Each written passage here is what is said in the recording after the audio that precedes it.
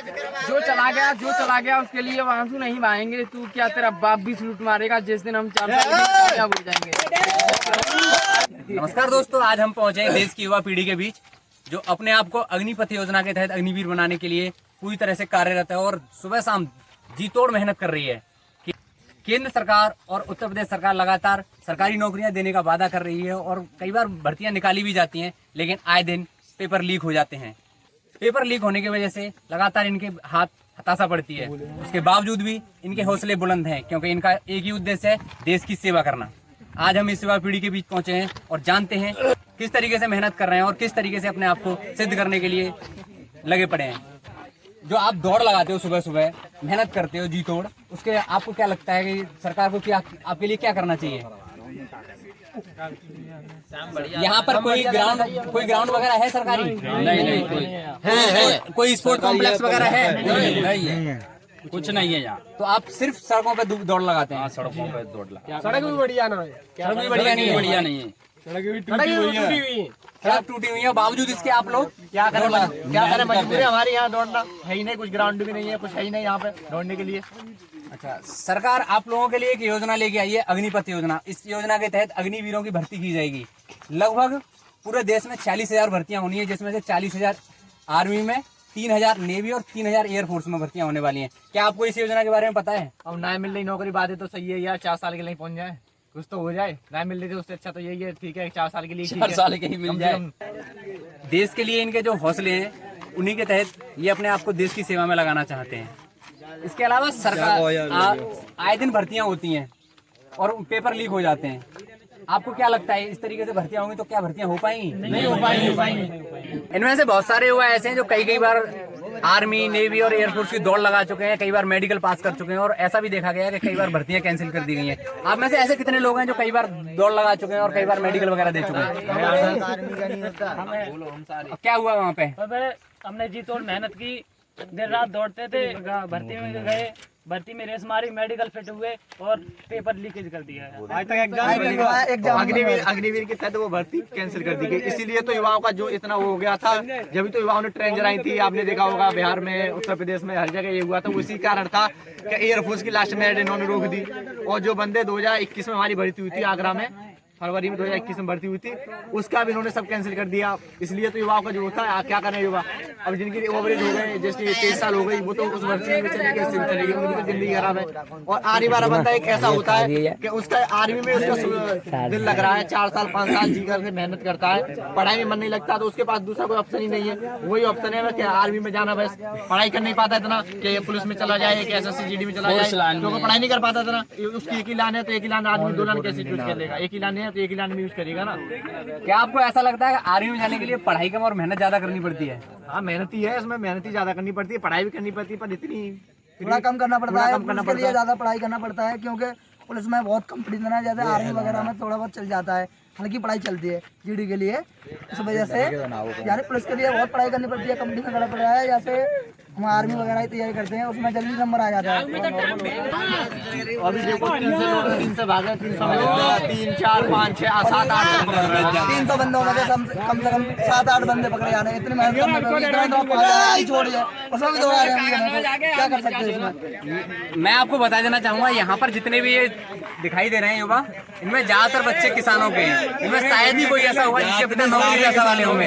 सब किसान के बच्चे दिन रात, पहले तो ये अपने घर का काम, अपने पशुओं का काम, अपने खेतों का काम करते हैं, साथ ही ये भर्ती के लिए जी तोड़ मेहनत करते हैं। और अभी ना आपको शायद पता नहीं होगा कि केंद्र सरकार में 10 लाख भर्तियां होनी है। केंद्र सरकार ने बोला है कि 10 लाख भर्तियां होनी है, जिनमें केंद्र सरकार में कुल लगभग में 40 लाख के करीब पद हैं जो सरकारी नौकरियों के लिए सृजित हैं।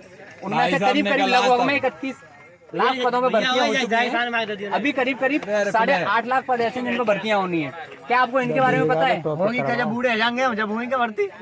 नहीं, अगले 2 साल में ये भर्तियां निकलनी है सारी की सारी। जब तक तो हमारे, हालांकि सरकार ऐसी भर्तियों के लिए 2 लाख हो जाएंगे, 4 साल से आर्मी की भर्ती नहीं निकाली, हमारे सिपाही ओवरेज हो जाएंगे। क्या होगा इनका?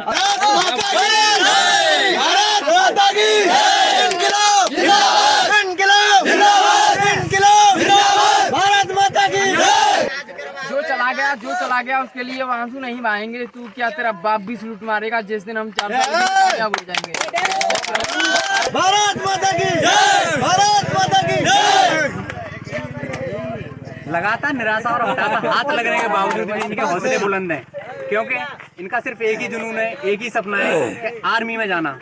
और आपको बता दें कि लगातार सरकार नौकरियां देने के वादे तो कर रही है, लेकिन आज भी लगभग 8 लाख से ज़्यादा पद केंद्र सरकार के खाली हैं, जिनमें से डिफेंस में लगभग 2,47,000 पद खाली हैं, रेलवे में 2,37,000 पद खाली हैं, होम मिनिस्ट्री में लगभग 1,28,000 पद खाली हैं, डाकघर जो डाक विभाग है उसमें लगभग 9,000 और रेवेन्यू विभाग में लगभग में 7,500 पद खाली हैं। इन विभागों में लगातार पद के लिए भी इन युवाओं ने कई बार फॉर्म डाले हैं और इनके हाथ वहां से भी निराशा लगी है। इनका कहना है कि कई बार इसके जो पेपर वगैरह लीक हो जाते हैं, भर्तियां कैंसिल हो जाती हैं। डाक विभाग वगैरह हाँ, डाक विभाग में डाला था भैया, कैंसिल है। डाक विभाग का कैंसिल हो गया। हाँ, ओवर एज है गया अब तो। आप ओवर एज हो गए? हाँ, ओवर एज है। तो अब आप क्या कर रहे हैं? अब कुछ नहीं कर रहे, तैयारी करवा रहे हैं बच्चों का। अब भैया पहले भैया का भी ऐसा फोन नंबर आया था, फिर वो भी रद्द हो गया वो है। भी रद्द हो गया, सब कुछ रद्द है। जैसा ये भैया बता रहे हैं कि इनका बीएसएफ में एक बार हो गया था, पर वो भी सरकार ने भर्ती रद्द कर दी। और अब ये डाक विभाग में डाला था, वो भी रद्द कर दी। डाक विभाग की भी भर्तियां रद्द कर दी गई हैं। अब ये भैया यहाँ पे अपनी तो इनकी एज निकल चुकी है, क्योंकि ये आर्मी वगैरह का इन्होंने ट्राई किया, बार बार भर्तियां कैंसिल होती नहीं। अब ये युवाओं की नई पीढ़ी एक नई फौज तैयार कर रहे हैं। हाँ जी, नए बच्चों को तैयारी करा रहे हैं, क्या करें।